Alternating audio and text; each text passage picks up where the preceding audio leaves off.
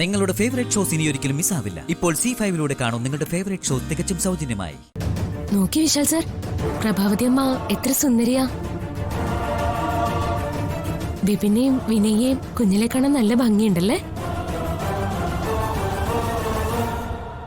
ഞാൻ ഓർക്കുന്നു, ഈ പ്രായത്തില് ഞാൻ ആദ്യമായിട്ട് ഇവരെ കാണുന്നത്.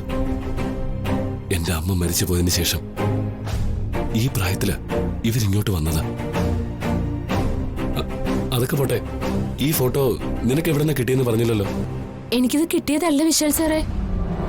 പിന്നെ അമ്മ തന്നാണോ ഈ ഫോട്ടോ? എനിക്ക് ഈ ഫോട്ടോ കിട്ടിയതേ മുത്തശ്ശന്റെ മുറിയുന്നോ. എന്താ പറഞ്ഞേ? അന്ധനായ ശേഖർ തന്നാണോ ഈ ഫോട്ടോ?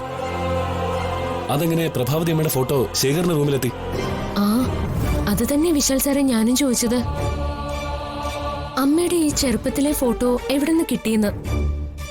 അപ്പൊ പറയാ, ഈ ഫോട്ടോ ആ മുറിയുടെ മൂലയിന്ന് കിട്ടിയതാന്ന്.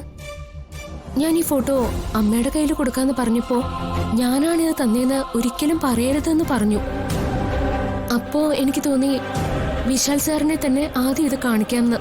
അതുകൊണ്ടാ ഞാൻ ഇങ്ങോട്ട് ഓടി വന്നത്. അമ്മയുടെ ഈ പഴയ ഫോട്ടോ അയാളുടെ കയ്യിലിരിക്കേണ്ട ഒരാവശ്യമില്ല. അന്ധനായ ശേഖറിന് ഇത് കാണാൻ സാധിക്കില്ലല്ലോ. അതുകൊണ്ട് തന്നെ അയാൾ ഇത് എടുത്തു വെക്കേണ്ട ആവശ്യമില്ല. പാർവതി ആ ഫോട്ടോ കണ്ടതിന് ശേഷം അത് ഞാനാണ് തന്നതെന്ന് ആരോടും പറയരുതെന്ന് താക്കീതും തന്നു. എന്തൊക്കെയോ കുഴപ്പങ്ങളുണ്ടല്ലോ. വിശാൽ സാർ, എന്തുപറ്റി? എന്തോന്നും മിണ്ടാത്തെ?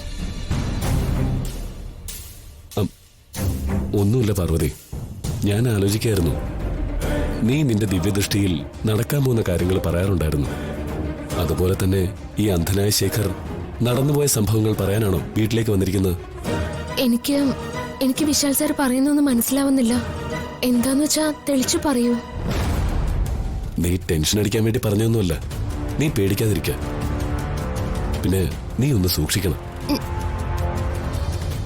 ഞാൻ എന്തിനാ സൂക്ഷിക്കുന്നേ? പാർവതി, ഈ വീടിന് ചുറ്റും എന്തൊക്കെയോ ഉണ്ട്. അത് പിന്നെ ചെടി, മരം, വീട്, റോഡ് എല്ലാം ഉണ്ടല്ലോ. വിശാൽ സാർ എന്തിനാ അങ്ങനെയൊക്കെ ചോദിക്കുന്നേ? അതൊക്കെ ശരിയാ, അതൊക്കെ നിനക്ക് കാണാൻ പറ്റുന്നത്. എന്നാൽ ഈ വീടിന് ചുറ്റും നിനക്ക് കാണാൻ പറ്റാതായിട്ട് പലതുമുണ്ട്. നമുക്ക് ചുറ്റുമുള്ളവരുടെ മനസ്സ് വായിക്കാൻ കഴിയില്ലല്ലോ പാർവതി. സാധാരണക്കാരനായിരുന്നിട്ട് അമാനുഷികമായി പ്രവർത്തിക്കുന്ന പലരും നമുക്കിടയിലുണ്ട്. അതുകൊണ്ടാണ് ഞാൻ പറഞ്ഞത് നീ സൂക്ഷിക്കണമെന്ന്.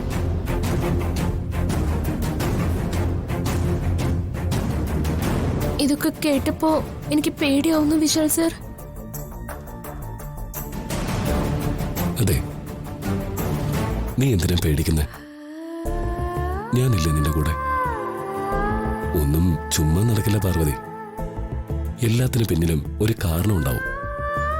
നീ ഇനി മുതൽ എല്ലാ ആംഗിളിലും ചിന്തിച്ചു തുടങ്ങണം. അതുപോലെ എല്ലാരെയും വിശ്വസിക്കണം. എന്നാൽ ആരെയും വിശ്വസിക്കാൻ പാടില്ല എന്ന വിദ്യ നീ പഠിക്കണം പാർവതി.